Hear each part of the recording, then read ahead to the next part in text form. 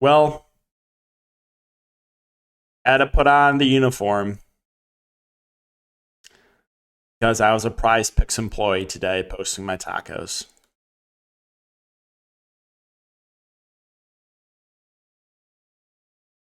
Not fun. Not fun.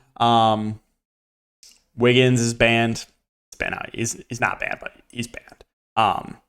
Debated him or Looney. I should have taken Looney. I was worried about Looney foul trouble, but like Looney that guy is just going to go for 20 plus boards every game. It's absolutely insane. He didn't even close. He still finished at like 25 rebounds. Reeves is one where like we got incredibly unlucky there.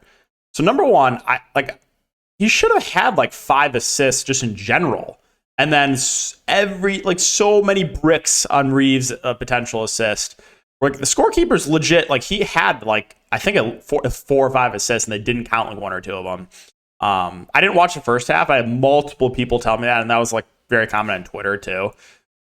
So yeah, Reeves, like we got incredibly unlucky there. Draymond push his fouls, but yeah, one of those days where it was like inches away from a great day. When 4-4-1, so obviously it's not ideal, but was this close to full sweep in the early game. So we took Gabe Vincent over his points assist, that hit. We took Max Strus over his points assist, that hit.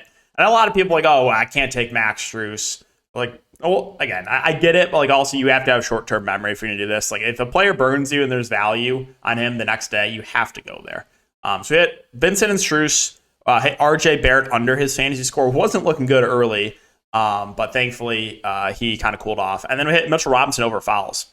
Then was literally like a point or two away from Bam Adebayo fantasy score. He kind of disappeared in the fourth, and then needed like 2 more points from Lowry. So inches away from a full sweep in the first game. And then we talked about Reeves, right? Reeves, just that tilts me beyond belief. Draymond pushes fouls, and then Wiggins sold. So like literally inches, like really, really close to a huge day. But that's sometimes that's the way it goes. So again, sadly, I'm not happy about it. I had to put on the uniform. Had to put it on. Yeah, so that's to recap everything. Hope you guys had a better night than me. And yeah, let's talk about some plays. This game is just, I'm not a huge fan of this board right now. There's not a ton on there. There's some blowout risk. There's still like a little bit of uncertainty with Embiid too, where I'm like, I am not taking anything, to be honest, until Embiid gets rolled out. I'm just going to say that. So let me quickly talk about this. So Joel Embiid, here's the notes on it.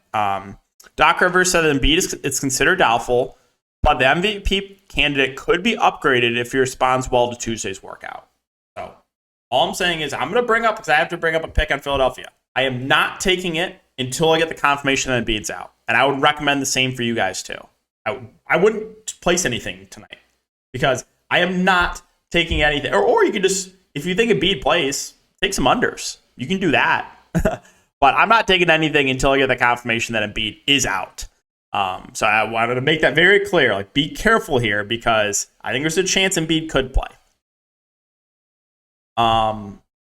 Also, if you're a first-time user of Prizepicks, you use the code DKDFS for 100% match up to $100. It'll be linked down below. And premium content for DFS and Prizepicks also linked in the description. Back-to-back, just seeing again, sub-par days. 4-3 yesterday, 4-4-1 today. But had almost a full sweep 3 days ago. 4-1 and then a push.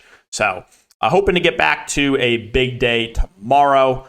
But like I said, this board, there's not a ton on the board. There's some blowout risks. There's the uncertainty of Embiid. I'm like, I don't like it. I don't have a good feeling on it. I don't. I'm wearing the Prizepicks. Literally, I'm an employee. So that should also not be a good sign. But all right, let's talk about those 2 plays. So the first play we're going to go to is one I do feel pretty good about. It's going to be Jaylen Brown points at 24.5. We're going to take the over. So if you take a look at Jaylen Brown and his averages on the year, he's averaging almost 20. He almost averaged 27 points a game in the regular season.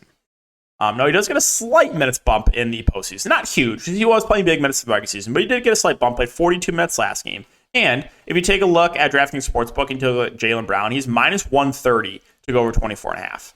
So the juice is pretty heavily on his over. The concern I have is I think this could get bumped. But like I said, I'm not taking anything on Philadelphia until I know that Embiid's out, in or out, So I'm like, could the Brown one get bumped? Yeah, hoping it doesn't. But that is the one that stands out the most to me for Boston. You have Marcus Smart questionable. I'm pretty sure he will play. If he doesn't play, I think just more solidified minutes for guys like, Brogdon and White.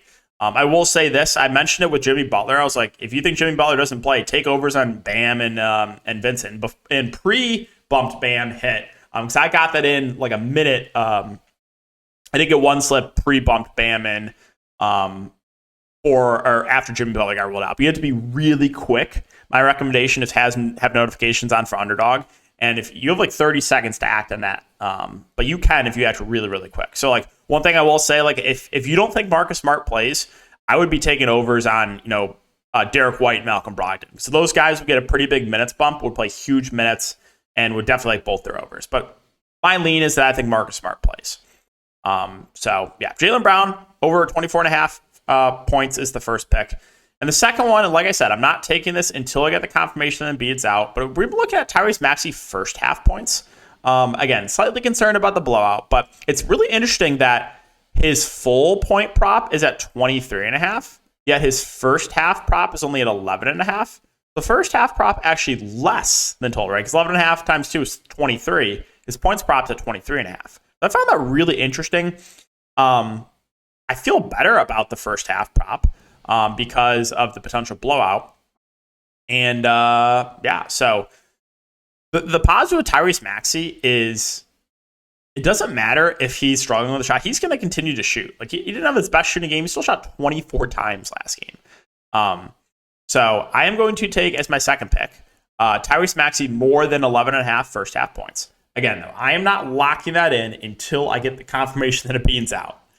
If we get Embiid out, then I'm fine taking it. But I'm personally not taking this until we know whether or not Embiid is playing. And like I said, same thing with Marcus Smart. If you think Joel Embiid is playing, you can take some unders on these 76ers. Harris or Maxey or Harden. If you think Embiid plays, go ahead and do that. But like I said, it's not a great board. There's not a ton on it. Some blowout risks. There's the uncertainty of Embiid. So my recommendation: play light tomorrow. But those would be the two picks. Again, Maxey over his first half of points, 11.5, and Jaylen Brown over 24.5 points. I was looking at it and looking at the board they have some stuff for Friday.